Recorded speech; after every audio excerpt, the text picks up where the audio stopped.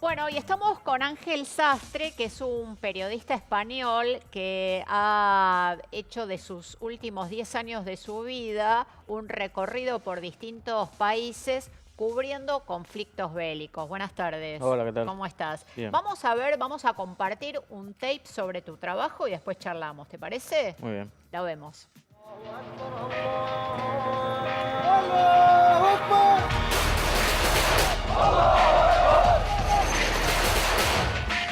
Aquí desde esta trinchera de Slemanbach se puede ver a tan solo 50 metros las banderas del ISIS.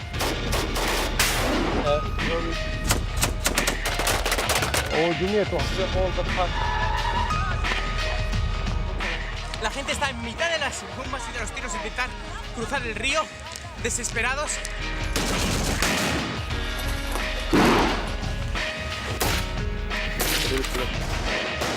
Hemos sido encerrados en cierta manera por el Estado Islámico. Esta zona era segura hace unos minutos. Vamos. El Estado Islámico encendió estos fuegos como estrategia de evasión y como venganza. Llevan desde agosto más de 6 meses sin poder apagarlos. Bueno, Qué fuerte, por favor. nos quedamos sin palabras, Ángel. ¿Por qué decidiste darle esta orientación hacia tu carrera? Bueno, en realidad yo hago muchas cosas, soy corresponsal también de América Latina, muchas de las imágenes, algunas de ahí no es muy largo, es mucho más largo, son de países como Venezuela, como Argentina, como bueno, América Latina, que la recorro de norte a sur, y buscando siempre lo que sería el tema, aunque muchas veces vivimos de lo social y de lo político, pero buscando siempre la vertiente humana y las historias que a mí me conmueven, que son generalmente, muchas provienen de conflictos, ¿no? Que quizás abarca más que la palabra guerra en sí. Y esos conflictos los encuentro en América Latina, los encuentro ya te digo, es viejo ese tráiler ya, pero el último país fue en África, en el último continente, los encuentro en muchos lugares, muy cerca a veces también de casa. Y a mí como periodista es lo que me mueve, ¿no? Y lo que me conmueve. ¿Y cuáles fueron los conflictos en los que participaste? Conflictos, como te digo, como tal, los he vivido aquí, desde cuando me voy a ver cómo talan los árboles allí con los... hace poco que estuve con Greenpeace allí en Salta, lo que es la deforestación y ver cómo los wichis, los he vivido con los tobas, los he vivido con los guayú en la Guajira de Colombia, he vivido con la guerrilla, con el ELN, todo el problema del narco y de la inmigración en el Tren de la Bestia en México, las basurales como la Chureca en Nicaragua, las protestas de Nicaragua, todo lo que he vivido en las favelas de Río. Y luego ya como tal, como guerras o conflictos de otros países, pues el estado en Ucrania, donde tras cubrir la guerra que hay entre Rusia y Ucrania allí en la frontera, fui deportado la segunda vez. Hice trabajo esclavo en Qatar, en las obras del Mundial. ¿Esclavo? Trabajo esclavo. Ah, Es un trabajo semiesclavo, esclavo, que son lo que en Qatar están utilizando a la gente que viene de Bangladesh y otros países pobres, les quitan el pasaporte y Sí, prácticamente sí, los todo. explotan a altas temperaturas. Llevan más de 200 y pico muertos en las horas del siguiente mundial. Y bueno, nada, Siria 2 veces, Irak varias veces, Palestina, he estado también en los barcos de rescate de Open Arms rescatando inmigrantes que llegan de las costas de Libia, ahora Níger, frontera de Mali, frontera con Nigeria, etcétera, etcétera. ¿Qué puntos en común encontrás entre los conflictos en uno donde se hable español y en uno donde tal vez no entienda su lengua? No sé si seguramente dominás muchos idiomas, pero digo, en África, Sí. ¿qué puntos en común? Hay varios. A mí me preguntaban mucho durante las protestas de Venezuela, en donde yo tuve un cagazo incluso mayor que en Siria, pues no sabían ni por dónde te venían. Eso, ¿no? Que si esto es una guerra, que si esto es un conflicto. Hay puntos en común y generalmente es que hay gente débil. Gente débil, gente débil que es extorsionada o que es asesinada o vapuleada, a veces olvidada por gente poderosa. Por gente poderosa. Llámalo villanos, dictadores, ejércitos, gobiernos corruptos. Siempre hay una parte débil y otra parte fuerte que se aprovecha. Como una desigualdad, Sí. ¿no? Total. Y entonces tienes todos los factores que también suelen darse, desde pobreza, tortura, violencia. Hay muchos factores en común, aunque hay enormes diferencias, ¿no?, entre lo que es un conflicto a veces y una guerra, entre un tema medioambiental que se nos está viniendo encima, que es muy fuerte también, ¿no? Hay muchas diferencias, pero generalmente es eso. Una parte fuerte que está aniquilando a los débiles. Ángel, te hago una consulta porque sos muy joven.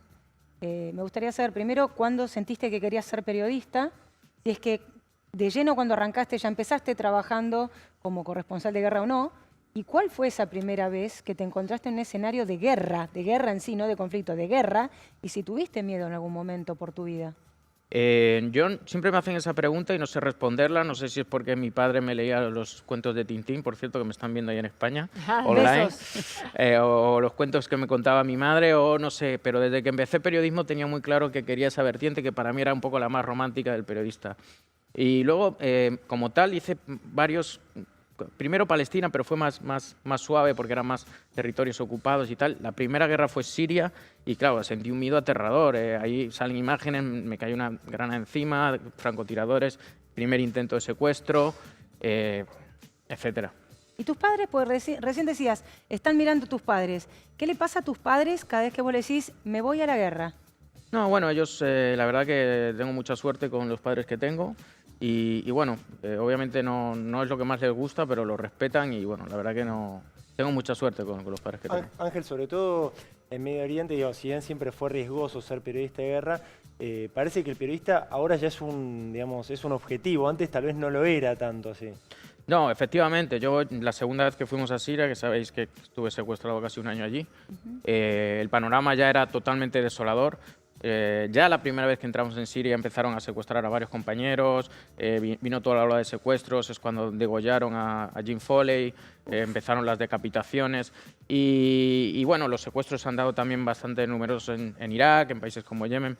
El periodista ya ha dejado de ser alguien del que podían o al que podía muchas veces utilizar para dar la información y se ha vuelto un elemento incómodo. Occidente hace mucho también que dejó de mirar hacia estos países y entonces ellos han organizado sus propios organismos de propaganda, tienen sus medios de comunicación, alucinas, tienen cámaras de primera, tienen salas de edición en mitad de una guerra y ellos mismos ya pareciera que el periodista se ha vuelto un tesoro para ellos, para ganar.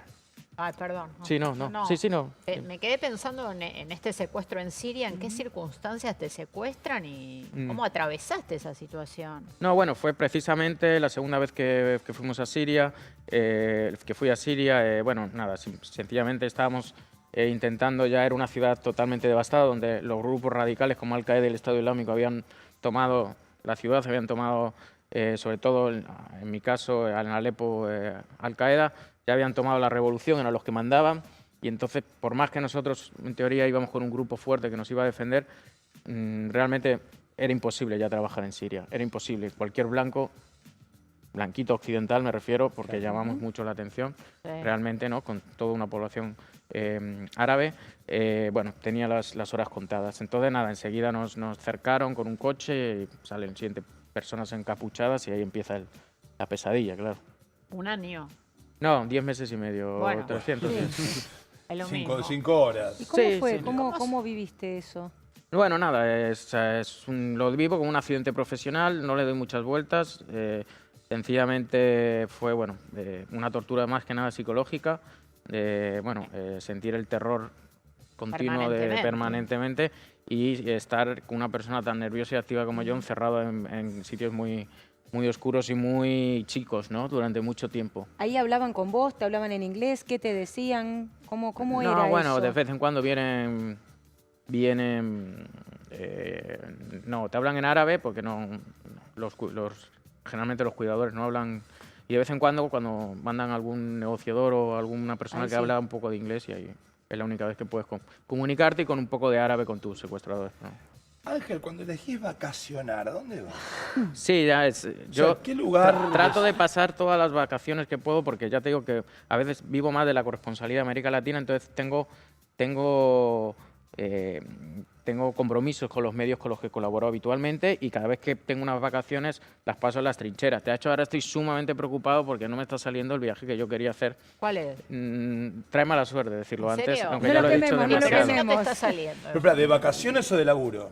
No, es de laburo. O sea, de no, laburo. lo que hago es tomar los días que yo puedo, digamos, decirle a mis jefes, Bueno, estas son mis vacaciones de Navidad. Por ejemplo, todas las últimas Navidades, incluidas las que he pasado secuestrado, las he pasado siempre en alguna guerra. Lo mismo las de verano, trato de hacer otra parada en medio. Siempre son los días que yo digo, chicos, estos días en vez de... Me los tomo de vacaciones, pero aprovecho... ¿Switchar la cabeza? O sea, ¿cómo te sacas? Perdóname la expresión y disculpen todo. La mierda de encima, ¿cómo te la sacas? ¿Vas a Seychelles? ¿Vas a Cancún? ¿Vas a Nueva York? O sea, algo en un lugar donde no... A la India. No, bueno, yo aquí este es mi oasis y mi reposo, Buenos Aires. ¿Buenos Aires? Sí, Caramba. Sí, porque... No de los índices de inflación, claramente, ¿no? Porque es una guerra, es una guerra civil, no, pero no importa. tengo ahí mi casa, veo los jardines allí y bueno, es difícil. Se acarrea una carga que a veces uno no conoce. Vengo ahora de España de promocionar el nuevo documental de Morir para contar, que es un documental de corresponsales de guerra en donde narramos todos estos traumas y heridas que a veces no cierran, tampoco cuando vuelves. Pero cuando yo llego a Buenos Aires es cuando hago... Y ahí empiezo a intentar llevar una rutina con mi sueño, con mi deportes, ¿no? Con el judo, que hago judo aquí en la Universidad de Buenos Aires, judo UBA, el crossfit, el no sé qué. Y ahí encuentro mi rutina y mi cierta calma. Buenos Aires es como ya es llegar y el corazón se me relaja. Mirá. Sí, se ha convertido en mi hogar. Estuviste en los incidentes de River, ¿no? Sí, estuve en los incidentes de River, estuve con las pedradas. ¿Y ahí? No, a ver, es que Argentina da para mucho. Eso tranquilo. Ahí las cabeceaba, las piedras, las paradas de pecho. ¿Cómo lo Cuando viviste? cuando salgo de... Claro, no, a veces a mí también me convulsiona mucho, son coberturas muy que te dejan muy exhausto, Sí. como lo del Ara de San Intensas. Juan, he vivido muchas cosas con los piqueteros fuertes también, con grupos como Quebracho, bueno, aquí he vivido incidentes que son fuertes y el tema de los ultras, que serían las barra bravas también, me llamó mucho la atención, por ejemplo, el tema del fútbol es impresionante, cuando fui al entrenamiento de Boca a cubrirlo, Sí. ya el entrenamiento que fue a puertas sí, abiertas, aluciné en sí. colores, Banderas. porque yo había visto la Bombonera así y veía Claro. bebé un fervor que a veces roza un poco lo excesivo y peligroso. Y ya veía yo, digo... Un caldo de cultivo. No, un caldo de cultivo. Digo, qué difícil es poder asegurar toda esta manejar masa, que todo la esto. mayoría de la gente son aficionados que quieren ver a su equipo, pero también si pasa algo aquí, te veías en medio un poco de ahí, bueno, y te juntabas con los compañeros argentinos, que son los que más saben, un poco te atrincheras ahí con ellos y dices, pero como aquí se pase algo, yo no sé cómo van a parar esto, ¿sabes? Y siendo español, ¿confiaste en que en Madrid esto no iba a ocurrir? Sí, porque en Madrid, si bien hemos tenido problemas en su momento con los ultras, en el momento que lo quisieron atajar, lo atajaron, pero en 2 minutos. Claro. Está claro. Y allí no se andan con tonterías, la verdad. Los cuerpos policiales son Bravos. bravos. Ángel, ¿trabajás solo? Discúlpame, cuando te metes ahí en estos conflictos, ¿vas solo? ¿Tenés un camarógrafo o tenés que hacer todo por tu cuenta? Mira, generalmente voy solo porque es uno de los temas también esenciales. Se ha vuelto muy precario y muy difícil Claro. ir. Es carísimo y los medios cada vez destinan menos dinero. No sé si es que no les importa o no sé si es a la gente que no le importa, pero cada vez nos cuesta más porque es carísimo. Allí tienes que contratar a veces seguridad, un fixer, un traductor, las visas y entonces te sueles juntar entre 2, 3 personas para compartir gastos. Y luego, si voy solo, yo mismo me grabo, yo mismo me edito, yo mismo hago radio, para abaratar costos y poder rentabilizar. Porque a veces uno parece que no, pero puede llegar a perder o sí. pagar casi por ir a la guerra. Sí. Ángel, te quería hacer una consulta teniendo en cuenta este tema, la guerra. Hablabas acerca de este documental que estuviste presentando. Sí, Morir para Y- contar. Exactamente. Se está estrenando ahora y... Y más allá Ojalá llegue de aquí. que antes te preguntaba acerca de si tuviste miedo a morir, hay un tema que muchas veces pasa al periodista y es cuando ves una persona muerta por primera vez. Ujú. Que por ahí después, lamentablemente, lo vas como naturalizando el ver cuerpos. Si en algún momento, la primera vez que viste un cuerpo, tomaste conciencia que era un ser humano, si pensaste que esa persona tenía una historia, ¿cómo fue esa primera relación y cómo es hoy en día tu relación con la muerte? Bueno, yo sí he pensado muchas veces que me iban a matar, sobre todo cuando estaba secuestrado. De hecho, era una obsesión total, eso y a veces la tortura. Y los cuerpos, depende en qué momento uno los puede naturalizar. Por ejemplo, sí, es que los he visto en muchos países y en muchos estados de descomposición incluso. Pero cuando los ves en una guerra allí entre los escombros, soldados, no te llaman la atención o un poco los dejas pasar, que no es lo mismo que cuando ves niños, mujeres, en casas. O sea, una cosa es ver muertos en un campo de batalla, soldados, Y otra cosa y otra cosa es civiles. Y sobre todo los niños, que a mí eso me parte. Entonces, no lo tengo naturalizado y la muerte es algo que llevo ahí encima, pero me da más miedo un poco quizás la vejez o no poder seguir haciendo lo que me gusta en algún momento, pero... Que se termine, ¿no? Eso. Sí, no, pero sí, la muerte es algo que llevo, que puede pasar, pero no me va a pasar a mí. Bien ahí. Si te quieren seguir por redes sociales, ¿por dónde te Sí. seguimos? Mira, @Ángel M. Sastre, @Ángel M. Sastre. Ahí está en pantalla. Gracias. Ahí está. ¿Ese es tu Twitter? Sí, @Ángel M. de Manuel Sastre. ¿Tenés Instagram también? Sí, ¿El mismo? Ángel M. Sastre. El mismo. Ángel M. Sastre. Ahí estamos. Muchísimas gracias por recibir. No, gracias a vosotros.